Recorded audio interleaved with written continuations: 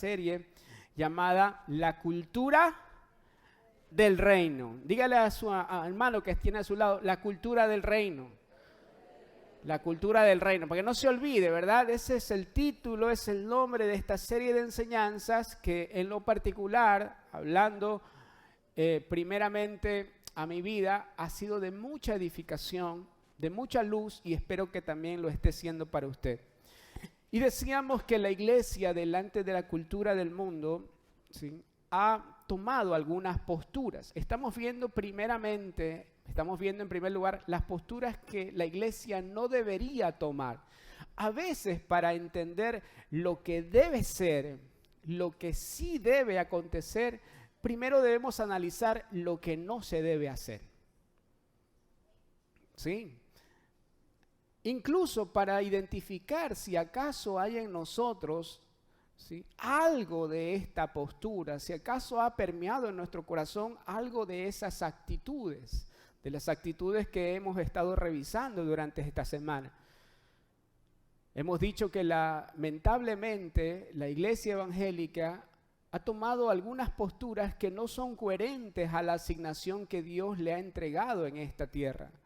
La asignación de ser la sal de la tierra y la luz del mundo. Recordará usted que vimos hace meses atrás aquella enseñanza sobre el Sermón del Monte, las bienaventuranzas, en donde se describía el carácter del ciudadano del reino. Recordará usted que hemos dicho en varias oportunidades que lo que se espera de nosotros no es que tengamos la actitud o el carácter de un guayaquileño o de un ecuatoriano. Lo que se espera de la iglesia es que tengamos la actitud que hubo en Cristo Jesús, que se modele a través de los hijos de Dios, de los ciudadanos del reino, el carácter de nuestro Rey. Y en ese Sermón del Monte, en las bienaventuranzas, se describe ahí el carácter que se espera que los hijos del Rey manifiesten en esta tierra. Y es entonces cuando Jesús dice, ustedes son la sal de la tierra y la luz del mundo. Es entonces cuando podemos ejercer mediante el carácter de Cristo en nosotros la asignación que Dios nos ha entregado. Es imposible que seamos la sal de la tierra si en nosotros no ha sido modelado el carácter de Cristo. Es imposible que nosotros podamos alumbrar al mundo si la luz de Jesús no ha alumbrado en primer lugar nuestro interior. ¿Se entiende, amados? Pero lamentablemente, decíamos, la iglesia evangélica ha tomado posturas que lejos de volverla eficaz en cuanto a su asignación, la han hecho replegarse o la han hecho desconectarse de un mundo que debería estar transformando. Le han hecho desconectarse de una creación que debería estar conociendo el testimonio de Cristo. ¿A través de quién? ¿De los ángeles? No, sino a través de la iglesia. Dígalo por favor conmigo, a través de la iglesia. Si tu barrio va a conocer a Cristo es a través de ti. Si tu familia conocerá el testimonio de Cristo es a través de ti. Es la medida, la vía, el medio por el cual Cristo se da a conocer en estos postreros días. Es la iglesia, su cuerpo. Y decíamos que una de las posturas de la iglesia es aislarse del mundo, pero otra de las posturas de la iglesia es adaptarse al mundo. Y ninguna de las dos posturas es coherente con el llamamiento que de Dios hemos recibido. Estas posturas dan como resultado, traen como consecuencia ambientes o ámbitos en donde la iglesia pierde su efectividad en esta tierra. Y uno de esos ámbitos es el legalismo. ¿Recuerdan? La iglesia legalista. Cuando hablo de la iglesia, no estoy hablando de la iglesia de Cristo, que es espiritual, limpia, santa, pura, sin mancha. Estoy hablando de la realidad de una iglesia evangélica, ¿sí?, que por falta de luz empieza a adaptarse o a aislarse del mundo. Una de estas posturas, uno de estos ámbitos, es un ámbito de legalismo, la iglesia legalista. Una iglesia que no se conduce por la vida del Espíritu, sino por normas de conducta, por ordenanzas que de paso nadie puede cumplir, pero todos simulan que sí pueden hacerlo. Hermano, ¿cómo le va a usted? Bien, en victoria, pero por dentro, en lo íntimo, tal vez no sea tan así. Pero más importante es mantener una fachada delante de los demás para que todos crean que estamos cumpliendo con lo que el Señor nos ha asignado, para que todos crean, para que todos puedan ver esa fachada y puedan hablar de nosotros conforme el testimonio de Cristo. Pero amados, esos ámbitos de legalistas, aunque pudieran sorprender a los hombres, ¿sí?, no son agradables delante de Dios. Son fachadas, son caretas que solo pueden sostenerse por un tiempo, pero no ayudan a nadie a transformar sus vidas. Es una iglesia que no se conduce por la vida del Espíritu, sino por normas de conducta, por ordenanzas que nadie puede cumplir, pero todos simulan que sí. Y como no son guiados por el Espíritu, son controlados por reglas autoimpuestas que le dictan a la gente lo que deben de comer, cómo deben de vestir, cómo deben de vivir. Bajo este modelo la gente se reúne, sirve, ofrenda, no por revelación, sino por manipulación. No por una convicción interna, sino por una voz externa. Por premio o por castigo.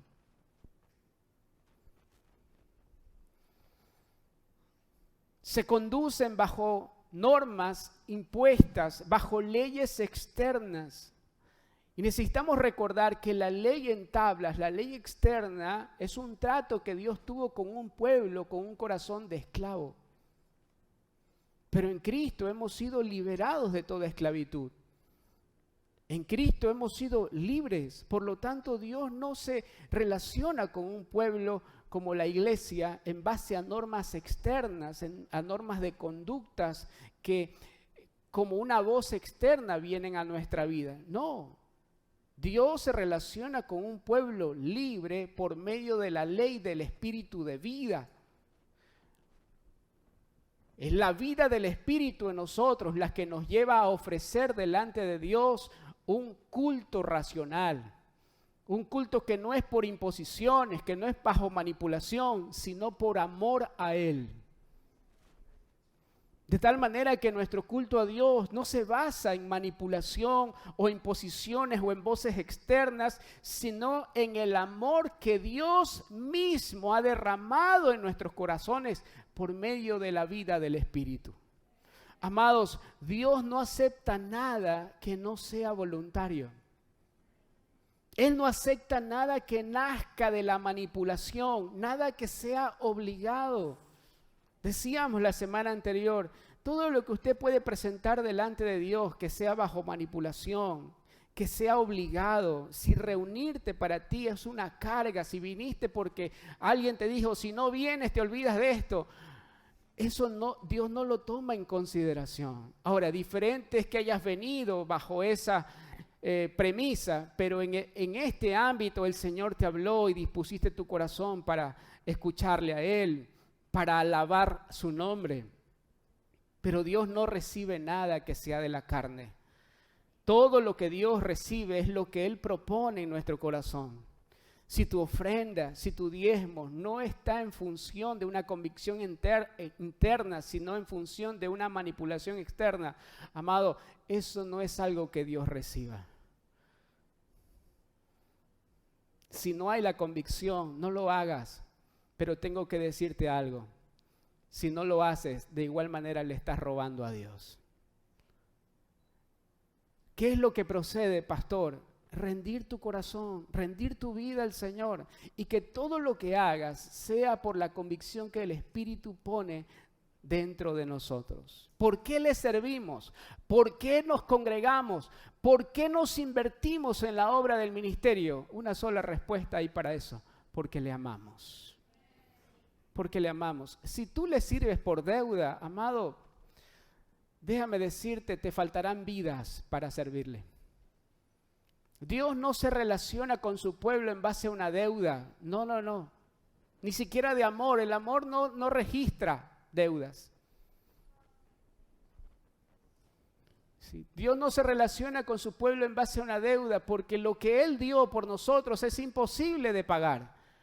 Nosotros nos relacionamos con Él en base al amor que Él derramó en nuestros corazones. Le servimos, le alabamos porque le amamos. Porque le amamos. La falta de servicio, la pasividad en la vida de un hijo de Dios no es falta de tiempo, no es falta de recursos, es falta de amor. Es falta de amor. Ambientes legalistas son ambientes saturados de pecado, en donde la vida en santidad es solo una simulación delante de los hombres, es una simulación que reprime, pero no transforma. Son normas de conducta. Durante la reunión nos comportamos de esta manera. Parecemos todos... Ya nos falta solamente levitar, ¿verdad? Pero esa es la vida que llevamos en casa. Esa es la actitud que tenemos en nuestros lugares de trabajo. Si no es así, amados, solo tenemos una actuación de domingo, pero no una vida en el Señor. Y ambientes legalistas son cargados, son saturados de pecado, en donde todos simulan, pero no son transformados. Lo primero que Dios demanda para una obra transformadora en nuestra vida es el arrepentimiento. No es la simulación, no es simular como si no estuvieses pasando por algo, no. Es más bien disponer nuestros corazones. Es desnudar nuestras debilidades delante de Él para ver su poder actuando en nosotros. Solamente el poder de su gracia puede transformar nuestras vidas. Las iglesias que abrazan la gracia de Dios, en cambio, no son gobernadas por el pecado, porque ese ámbito de gracia hace que la gente no se encubra su pecado, no simule delante de los demás, sino esos ambientes de gracia son propicios para que la gente desnude su debilidad y el poder de Dios pueda transformar esa debilidad en fortaleza. Amén. Y vamos a ver algunas características propias de estos ambientes, de ambientes de legalismo. Vamos a ver algunas de estas características. Número uno, características de ámbitos o de ambientes legalistas. Número uno, la confusión y la perversión del evangelio. Una de las principales características de ámbitos legalistas es la ignorancia del pueblo de Dios en la palabra. Gente haciendo muchas cosas pero no entendiendo por qué lo hace. Gente haciendo muchas cosas. Y vamos a ver que la segunda característica de ámbitos legalistas es la esclavitud. ¿Cómo mantienes a un pueblo esclavo? Atándolo a la ignorancia. Entonces, ámbitos legalistas son gente... hay gente muy activa en la obra del ministerio, pero muy poco desarrollada en cuanto al entendimiento de la palabra. Muy poco desarrollada en cuanto a ámbitos de verdad, en cuanto a la verdad de Dios. Esto trae como consecuencia confusión y la perversión del evangelio. Mire, por favor, Gálatas capítulo 1, vamos a leer el verso 6.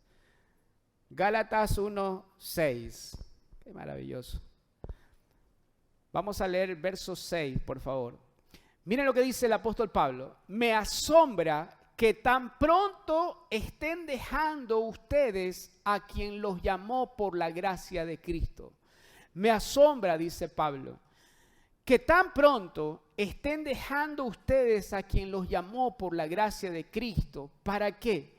Para pasarse a otro evangelio. Y decíamos que hay algo más grave que el turismo evangélico. ¿Saben cuál es el turismo evangélico? Gente que va de una congregación a otra. porque le queda más lejos, más cerca, porque le gusta la canción, no le gusta, porque aquí se dice esto. No, amado, si usted tiene que moverse, muévase por la voz de Dios, muévase por una instrucción que Dios da a su corazón. Y eso dará un fruto espiritual en su vida y en la de su familia. No vaya a un lugar porque le queda más cerca. No vaya a un lugar porque ahí le parece más bonito. No, vaya al lugar en donde Dios ha determinado para la formación de su vida.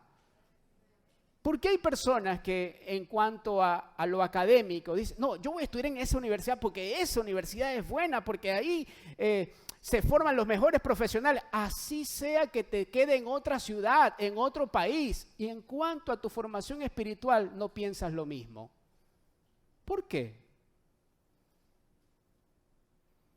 ¿Por qué? Sencillamente porque el sistema de valores está al revés. Anda a la mejor universidad que puedas, pero por favor, asegúrate en primer lugar que estés siendo formado espiritualmente, correctamente en la palabra de Dios. Me asombra, dice Pablo, que tan pronto estén dejando ustedes a quien los llamó por la gracia de Cristo para pasarse a otro evangelio. Y aquí es lo que decía, lo que recalcaba, que hay algo más grave de pasarnos de un lugar a otro en cuanto a una congregación evangélica. Qué bueno si usted puede dar ese paso de fe si así el Señor lo ha afirmado. Pero hay algo más grave que eso. ¿Sabe qué es más grave? Pasarse de un evangelio a otro. Usted puede quedarse toda una vida en una congregación, pero pudo haberse pasado de un evangelio a otro. Y no es que haya otro evangelio, dice Pablo, sino que hay ciertos individuos que están sembrando ¿qué? Por favor, léalo. ¿Que están sembrando qué? Confusión. La confusión es una semilla.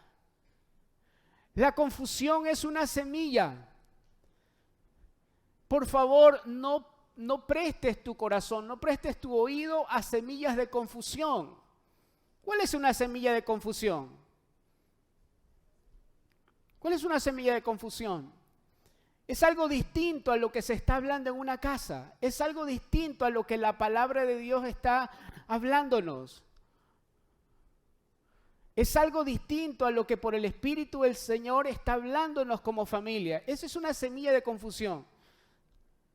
El pastor dijo esto, pero mira, esto no es tan así. Ven, yo te explico. Exactamente lo que la serpiente hizo con Adán y Eva. ¿Se acuerdan? Dios te dijo que morirías, pero no es cierto eso. Lo cierto es, claro, es que la confusión no se disfraza de mentira, se disfraza de verdad. ¿Sí? Y hay quienes operan, dice Pablo, hay quienes operan en el ministerio de la serpiente, sembrando semillas de confusión, sembrando confusión entre ustedes y quieren tergiversar el evangelio de Cristo. Miren lo que da el fruto de las semillas de confusión, es la perversión del evangelio. Es la perversión del evangelio. No es que haya otro evangelio, hay un solo evangelio. Pero lamentablemente, así como en los días de Pablo y de los Gálatas, hoy en día también hay gente que siembra semillas de confusión y pervierten el evangelio de Cristo. Y ámbitos legalistas son ámbitos propicios. ¿Por qué son propicios para el engaño? ¿Por qué son propicios para la perversión del evangelio? Porque abunda la ignorancia. Gente muy activada en diversas obras, pero muy poca palabra en sus vidas. ¿Por qué hay personas que abandonan el evangelio de Cristo e ir en pos de otros evangelios? Porque no han echado raíces en la verdad, porque no se alimentan de una manera correcta. Por eso son como niños fluctuantes por cualquier viento de doctrina, llevados por cualquier viento de doctrina, como dice Efesios 4, ¿verdad? Son como niños fluctuantes. Van por cualquier viento de doctrina, llevados por el engaño. No han echado raíces en la verdad y la verdad no se ha encarnado en ellos. Podrían estar expuestos a información, pero no a una revelación de la verdad. ¿Cuál es la diferencia entre información en que se me informe de la verdad y que la verdad se me revele? ¿Cuál es la diferencia? La diferencia, amados, es que cuando la verdad se me revela, no es algo que sé acá, sino es algo que vivo es algo que se encarnó en mí, es algo que produce un fruto de vida. Esa es la diferencia. Y a quienes se le revela la verdad, no es que Dios hace acepción de personas, no, es que la verdad se revela delante de quienes se han rendido a ella. La verdad se revela delante de quienes se han rendido a ella. Si no nos hemos rendido ante la verdad solo será una información que no transforma, sino que embota. ¿Por qué hay gente que consume todavía cigarrillos o droga? ¿Será por falta de información? Todo el que consume sabe que eso le hace mal. Pero la información no transforma. Pero cuando se rinden en su corazón, cuando en su voluntad se quebranta, entonces aquello que saben será algo que vivan. ¿Se entiende, amados? Miren, ¿cuántas veces en la congregación, cuántas veces hemos hablado del perdón? Pero ¿por qué hay personas que quieren que volvamos a tratar temas como el perdón? No es por falta de información, no es que no perdonas porque no sabes, no perdonas porque no has decidido hacerlo. Entonces tendremos que volver a tratar y con todo gusto y con todo el amor volveremos a tratarlo, pero será inútil si acaso no has decidido en tu corazón rendirte ante esa verdad. ¿Se entiende, mis amados? Porque hay matrimonios que repiten círculos viciosos. Tienen 20 años lidiando con los mismos problemas. ¿Qué es lo que se espera de un niño? ¿Cuáles son los problemas de un niño? Le quitaron el juguete, ¿sí? Él no quiere comer. Bueno, a veces vemos matrimonios ya de avanzada con esos mismos problemas. No está mal en la etapa de niñez esos problemas. Lo malo es seguir enfrentando los mismos problemas en otras etapas de nuestra vida. ¿Por qué? ¿Por qué esos círculos viciosos? Sencillamente porque no has rendido tu corazón a la verdad. No porque no sepas lo que debes hacer. Entonces, la manera de vacunarnos contra el engaño, la manera de vacunarnos contra ambientes de legalismo es permanecer firmes en la verdad y en la libertad que en Cristo hemos recibido. Miren lo que dice la palabra. Y conocerán la verdad y la verdad los hará libres. ¿Qué es lo que me libera? No es la verdad, no. Lo que me libera es la verdad que conozco. La verdad a la cual yo he rendido mi vida y la puedo conocer no como una información en mi mente, sino como una vida que está empezando a crecer en nosotros. Conocerán la verdad. La verdad no es una postura, la verdad no es un enunciado, no, la verdad es una persona. Jesús dijo, yo soy el camino y la verdad y la vida. Conocer la verdad no es otra cosa que conocerle a Él. No conocer de Él, sino conocerle a Él. Hay quienes conocen más al Jesucristo histórico que al Cristo que habita en ellos. Hasta un ateo puede conocer del Jesús histórico, pero no ha conocido la verdad. ¿Se entiende, mis amados?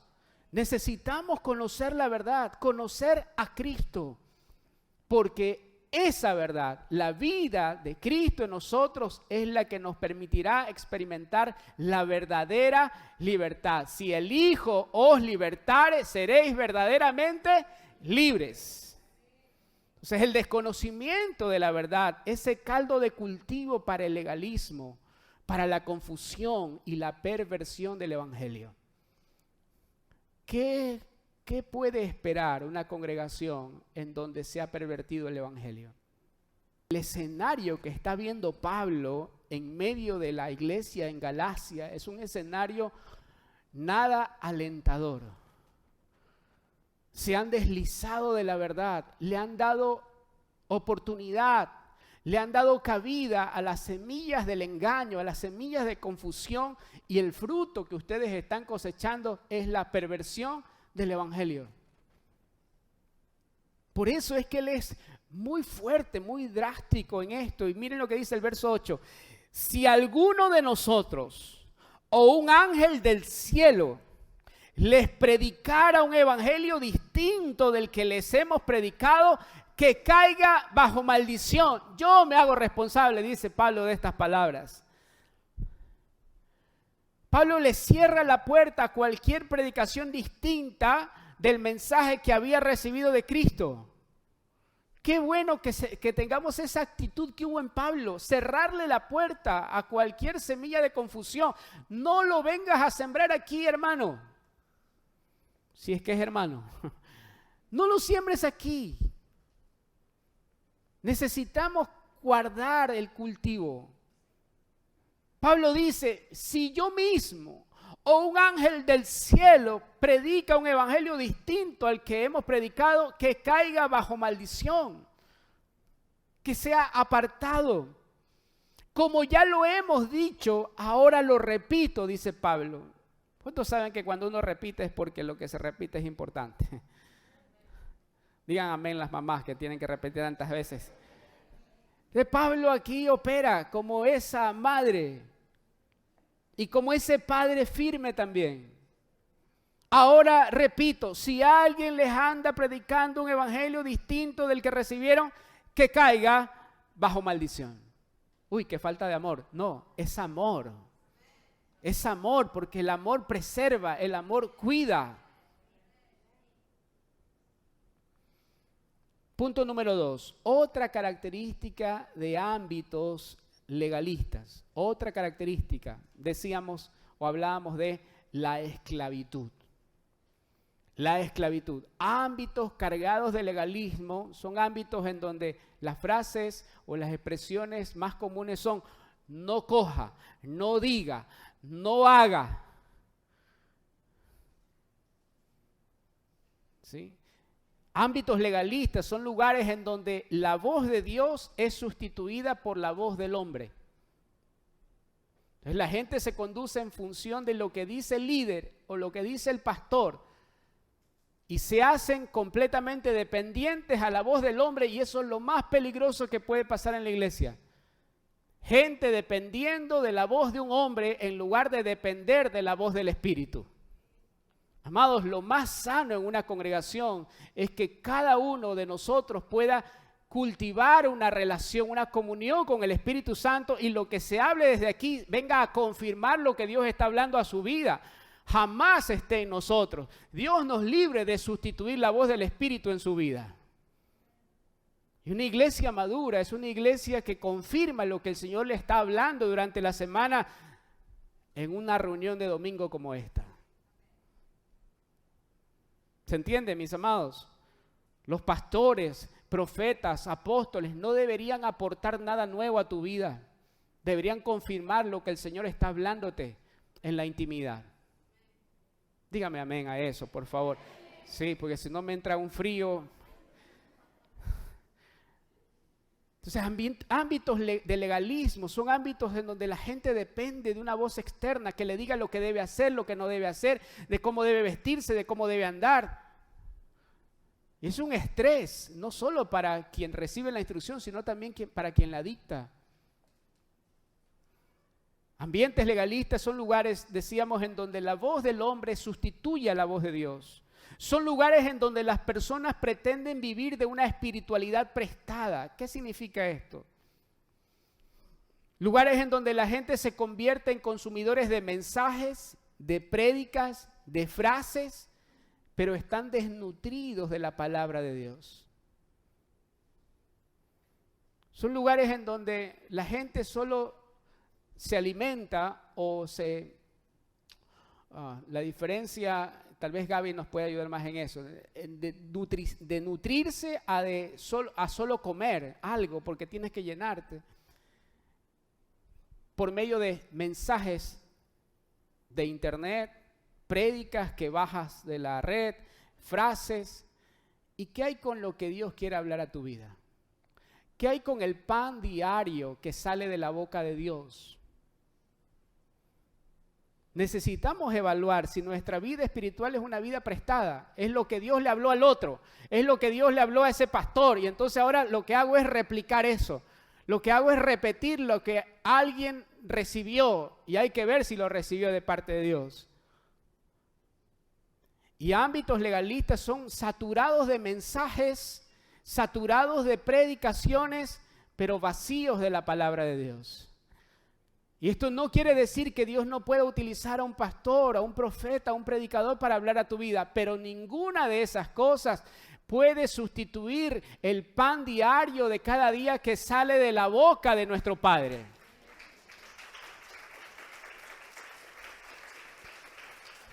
No me hables de lo que Dios le habló a un predicador, de lo que dijo un predicador. Háblame de lo que Dios te habló hoy. ¿Qué es lo que Dios está hablando hoy a tu vida? Porque ese pan sí nutre. Ese pan sí transforma. No dependamos de lo que Dios le habló a otro. Necesitamos dejar de ser el eco de lo que Dios le habló a alguien más.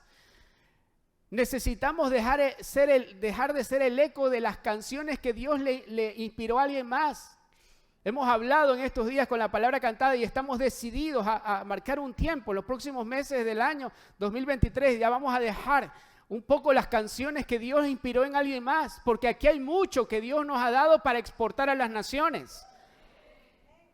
Hay mucho que Dios nos dio. Necesitamos dejar de ser el eco de lo que Dios le habla a alguien más y empezar a ser la voz de Dios sobre asuntos que Él está hablando a nuestra vida. El mismo espíritu que inspiró a ese predicador, el mismo espíritu que inspiró a ese cantante, es el mismo Espíritu Santo que está en nosotros. Ambientes legalistas son lugares en donde se trata de imponer sobre los demás cargas pesadas que nadie puede llevar, pero nadie ayuda a llevar la carga de otros. Véalo por favor, Lucas capítulo 11, verso 46. Lucas capítulo 11, verso 46.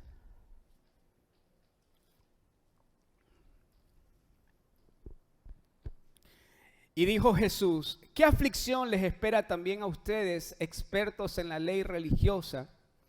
Pues aplastan a la gente bajo el peso de exigencias religiosas insoportables y jamás mueven un dedo para aligerar su carga. Esta es otra característica de los ambientes legalistas o religiosos. Son expertos en depositar cargas insoportables delante de la gente, pero son lugares en donde no se mueve un dedo para aligerar la carga de los que están trabajados y cansados.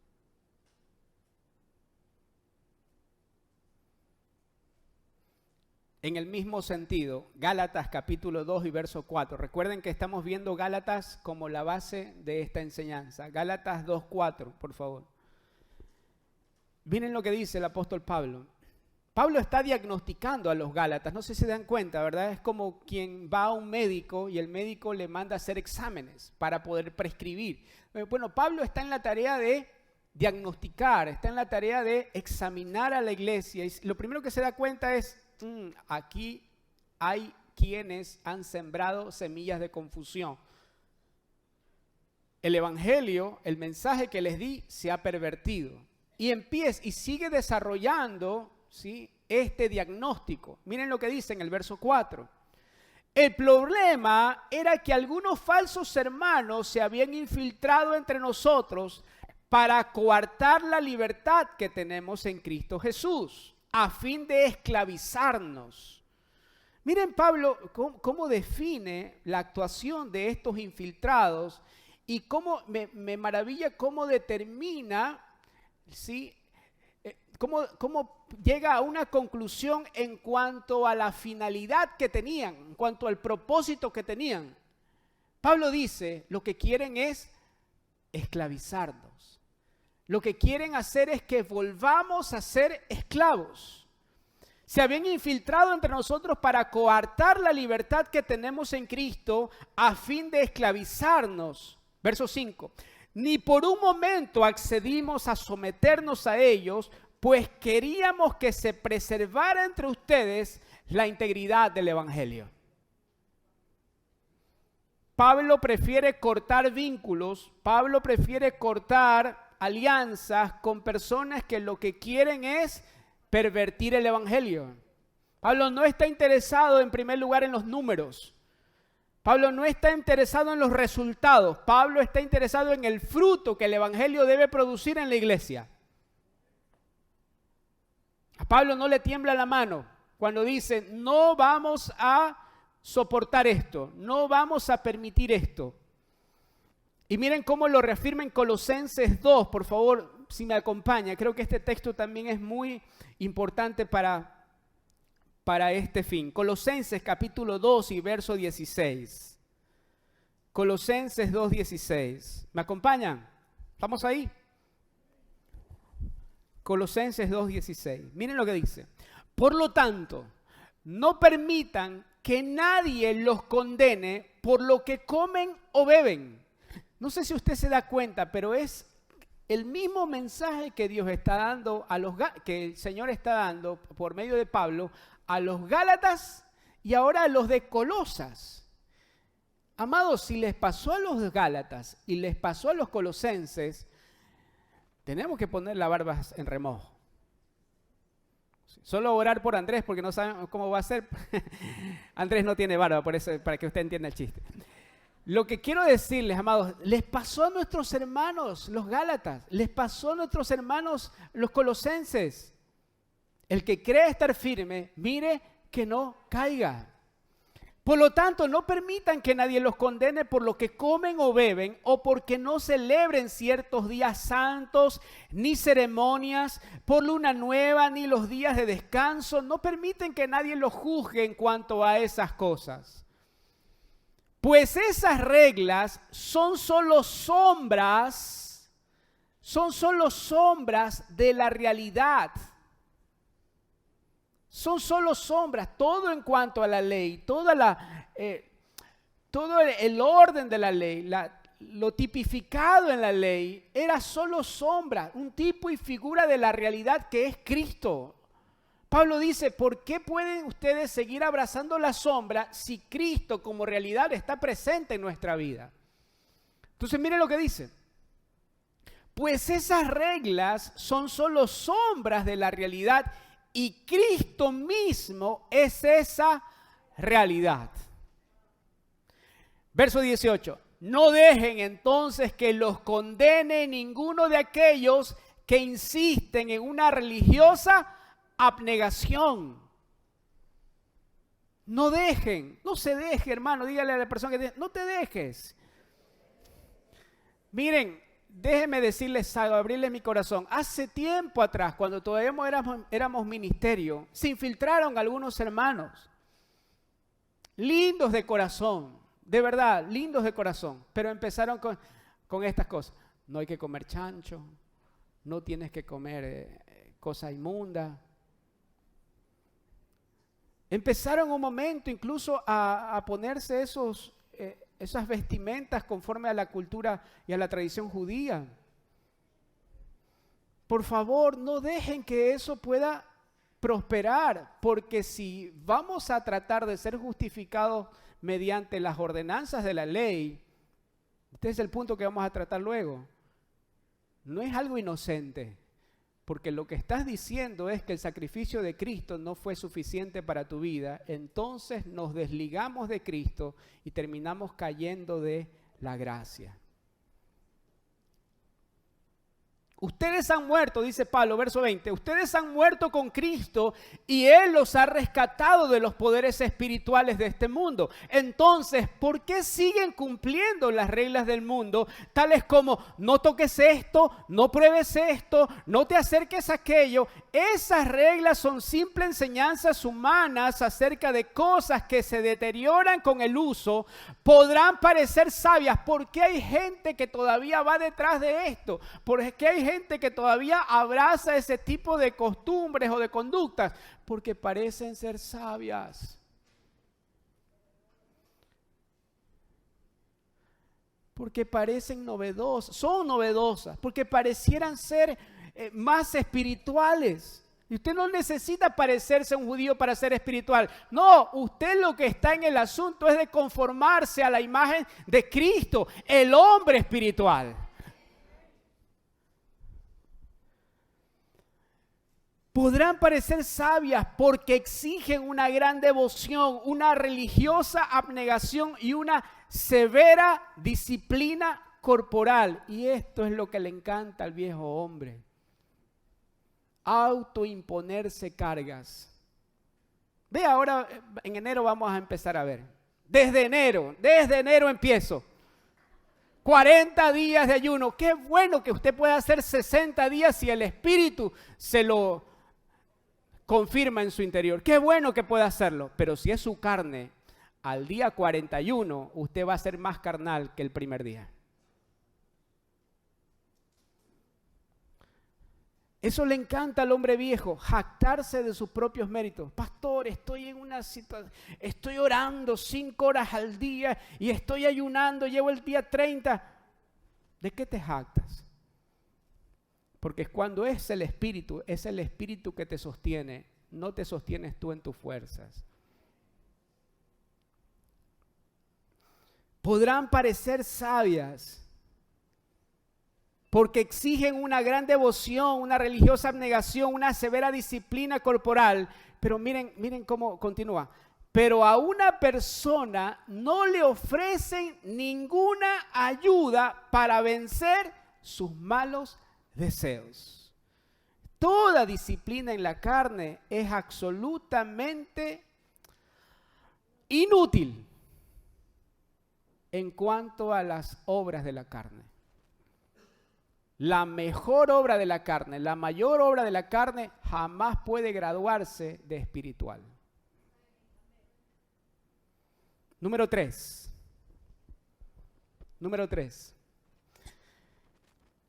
Otra característica de ambientes legalistas, la simulación, o lo que es lo mismo, la hipocresía. La simulación o hipocresía. Mateo 23, 27. Seguimos en el mismo estudio de Gálatas, pero consideré importante, ¿sí?, arrojar sobre esta enseñanza más evidencia escritural. Mateo capítulo 23, verso 27. Miren lo que dice. El Señor está hablando aquí, otra vez delante de los fariseos. ¡Ay de ustedes, escribas y fariseos hipócritas, que son semejantes a qué! A sepulcros blanqueados. Sí. Sepulcros blanqueados. ¿Por qué los llama así? Porque por fuera lucen hermosos, pero por dentro están llenos ¿de qué? De huesos de muerte y de toda inmundicia. Verso 28. Así también ustedes. Por fuera parecen justos a los hombres, pero por dentro están llenos de hipocresía y de iniquidad.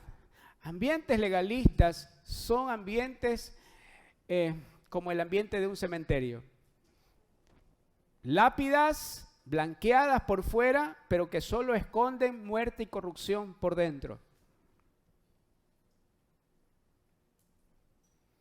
Ambientes de legalismo nos proponen no un culto a Dios, sino un teatro, una actuación de domingo en donde simulamos delante de los demás algo que en lo privado no estamos viviendo. Amados, eso es conocido como hipocresía. ¿Quién es un religioso? Un religioso no es alguien que vive para el Señor. no es alguien que todo el tiempo está pensando en el Señor, no es alguien que se ha apartado para el Señor. No, un religioso es alguien, ¿sí?, que vive en un ambiente de una manera, pero en otro ambiente vive de otra forma. Ese es un religioso. Ahora vamos a Gálatas, volvamos a Gálatas, el verso 11 de Gálatas 2, dice: pues bien, cuando Pedro fue a Antioquía, le eché en cara. Miren, a Pedro le pasó, a Pedro, aquel hombre que con su sombra sanaba a los enfermos. Cuando Pedro fue a Antioquía, le eché en cara, lo confronté en cuanto a su comportamiento condenable, porque en alguna versión dice, porque era digno de reprochar. Le eché en cara su comportamiento condenable antes que llegaran. ¿Cuál era el comportamiento de Pedro? Que antes que llegaran algunos de parte de Jacobo, Pedro solía comer con los gentiles. Pero cuando aquellos llegaron, es decir, los que venían de Jerusalén, los que todavía seguían guardando ciertas tradiciones, cuando ellos venían, ¿cuál era la actitud de Pedro? Del mismo Pedro que se sentaba a comer con los gentiles. ¿Cuál era la actitud de Pedro? Cuando aquellos llegaron, comenzó a retraerse y a separarse de los gentiles por temor. Este es un ingrediente infaltable en la dieta de todo legalismo, el temor. La gente opera por temor. Y a separarse de los gentiles por temor a los partidarios de la circuncisión. Y en su simulación, por favor subraye esa expresión, y en su simulación, es la característica de todo ambiente de legalismo, la simulación. Y en su simulación participaban también los otros judíos, de tal manera que aún Bernabé fue también arrastrado por la hipocresía de ellos. Cuando vi que no actuaban rectamente como corresponde a la integridad del evangelio. Miren, amados, el evangelio demanda de nosotros integridad. ¿Qué significa integridad? Que somos los mismos en un ambiente y en otro, que somos los mismos dentro y fuera de la casa, que somos los mismos. El evangelio demanda de nosotros integridad, de quienes lo practican, de quienes lo predican. Porque una cosa es no avergonzarnos del evangelio, pero otra cosa es que el evangelio se avergüence de nosotros. ¿Cuándo el evangelio es avergonzado por medio de nuestra vida? Cuando no somos íntegros. Cuando vivimos de una forma en un lugar y cuando no vivimos de esa forma en otros ambientes. Cuando somos unos en la congregación, pero en el trabajo somos otros. Entonces nos constituimos en una vergüenza para el evangelio. ¿A qué me refiero? A que el evangelio es menospreciado, es desprestigiado a través de nosotros.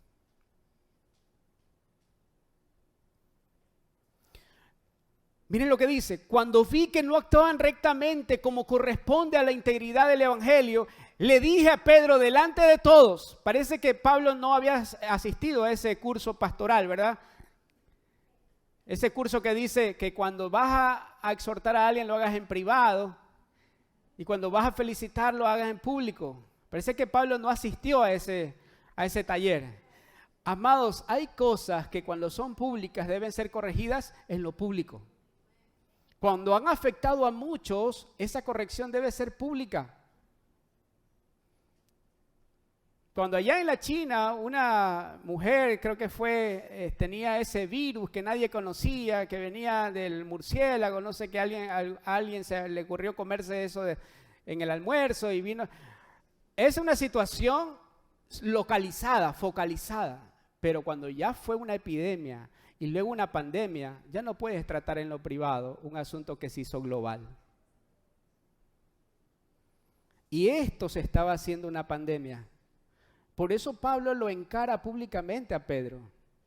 Lo exhorta públicamente a Pedro. Miren, Pablo a Pedro. Por eso le dije a Pedro delante de todos: si tú que eres judío vives como si no lo fueras, ¿por qué obligas a los gentiles a practicar el judaísmo? Me encantaría ver la cara de Pedro. después de esa exhortación. Ojo, amados, un judaizante, alguien que pretende judaizar a la iglesia, un judaizante no es solo aquel que quiere obligarte a no comer ciertas cosas o quiere obligarte a vestirte como un judío. No, un judaizante es también alguien que pretende mezclar la ley con la gracia. Yo me atrevería a decir que el judaizante más peligroso no es el que se viste como un judío o el que no come ciertas cosas, sino el que mezcla ley con gracia. Que toma ciertos aspectos de la gracia, pero quiere ser justificado en base a sus propios méritos. Que quiere ser justificado por sus propios méritos, pero cuando ve que ya no puede, entonces recurre a ciertos elementos de la gracia. Eso sería otro tema de tratar. Pero avancemos un poco más, el verso 15. Vamos a avanzar hasta la característica número 5. Verso 15. Nosotros somos judíos de nacimiento, dice Pablo, y no pecadores paganos. Sin embargo, al reconocer que nadie es justificado por las obras que demanda la ley, por favor subraye, nadie es justificado por las obras que demanda la ley, sino por la fe en Jesucristo. También nosotros hemos puesto nuestra fe en Cristo Jesús. ¿Para qué? Para ser justificados por la fe en Él y no por las obras de la ley, porque por estas nadie será justificado. ¿Me acompañan hasta la característica 4? Gracias por Roxana, que solamente ella dijo amén. Vamos a la característica 4, al punto número 4. Ámbitos o ambientes de legalismo son ámbitos en donde se da o se fomenta el aprecio a las obras del hombre, a las obras de la carne y el menosprecio por la obra de la cruz. El aprecio a las obras de la carne, a las obras del hombre y el menosprecio por la obra de la cruz. Un ambiente legalista estará siempre saturado de requisitos, de meritocracia, lleno de meritocracia y vacío de gracia. Si quieres llegar a hacer esto, tienes que llegar a escalar ciertas posiciones, escalones, y lo que se mide es el mérito humano porque hay ausencia de la gracia divina. Ambientes legalistas están siempre saturados de requisitos, de imposiciones, de sacrificios en la carne que en nada perfeccionan al hombre.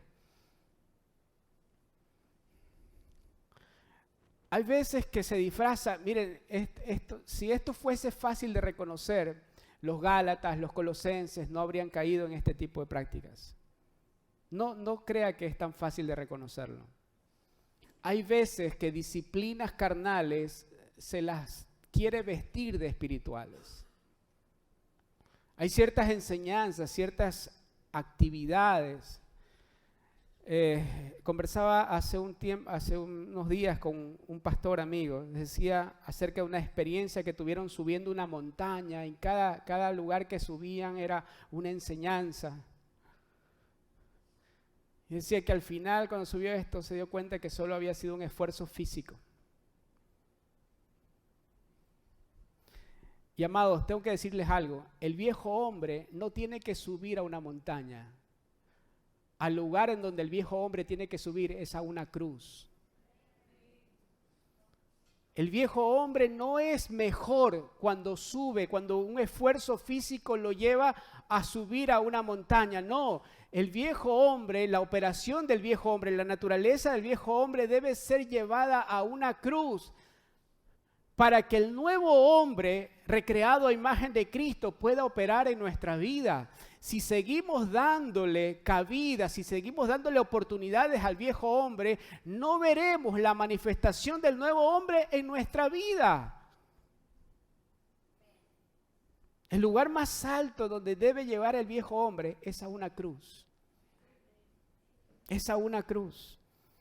Dios no recibe nada que provenga de nuestro sudor.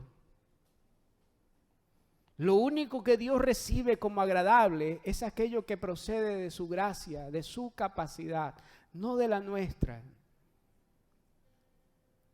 Todo esfuerzo físico solo deja un cuerpo lleno de dolor. ¿Cuántos dicen amén cuando vamos al gimnasio? Y qué bueno que tú puedas cuidar tu cuerpo físico. Pero si algo vas a presentar delante de Dios, asegúrate que no sea el fruto de tu sudor, sino el producto que la gracia de Dios operó en tu vida. Todo esfuerzo físico, toda obra de la carne nos deja vacíos de su gracia. ¿Por qué?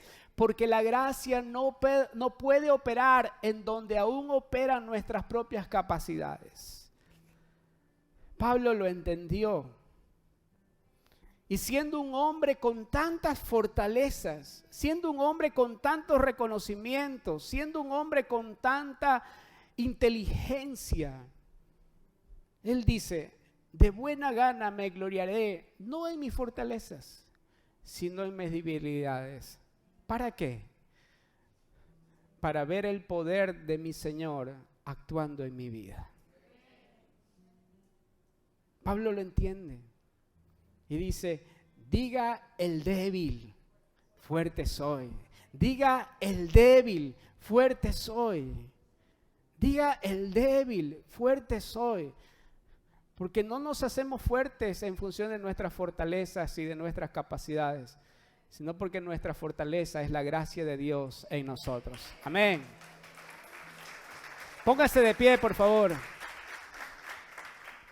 Póngase de pie, vamos a orar. Miren cómo termina esto. Esto es maravilloso, el final que Pablo le da a esta porción de su carta a los Gálatas. Yo por mi parte, dice el apóstol, yo por mi parte, mediante la ley, he muerto a la ley. La ley no te declaró inocente, la ley te declaraba culpable. Así que, mediante la ley, somos estimados muertos, pero muertos juntamente con Cristo. Él pudo cumplir la ley y por medio de su cumplimiento, entonces la muerte no pudo retenernos. Y si hemos muerto con Cristo, hemos resucitado también juntamente con Él por su gracia. Amén. Miren lo que dice: yo por mi parte, mediante la ley, he muerto a la ley a fin de vivir para Dios. Con Cristo estoy juntamente crucificado y ya no vivo yo, sino que Cristo vive en mí. Y lo que ahora vivo en el cuerpo, lo vivo en la fe del Hijo de Dios, el quien me amó y dio su vida por mí. No desecho la gracia de Dios, porque si la justicia se obtuviera mediante la ley, Cristo habría muerto en vano. Señor, reconocemos nuestra incapacidad delante de ti. Desnudamos, Señor, cada una de nuestras debilidades y nos reconocemos no fuertes, sino débiles delante de tu fortaleza.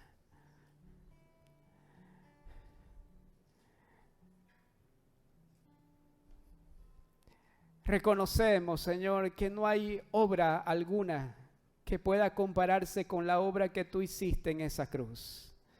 Que son no nuestros méritos, no un sistema viciado de meritocracia, sino la tecnología de tu gracia la que operó en nosotros la nueva vida. Es esa gracia, la capacidad que nos habilita para hacer tu voluntad. Te damos gracias, Señor, porque aún ni nuestra mejor obra puede compararse, Señor, con lo que tú hiciste en ese madero. Abrazamos esa cruz, Señor, para fortalecernos en ti. Llevamos a esa cruz este cuerpo débil este cuerpo inútil que solo sabe hacer el mal, para que el bien que tú hiciste en esa cruz pueda permanecer en nosotros. Abrazamos, Señor, el sacrificio.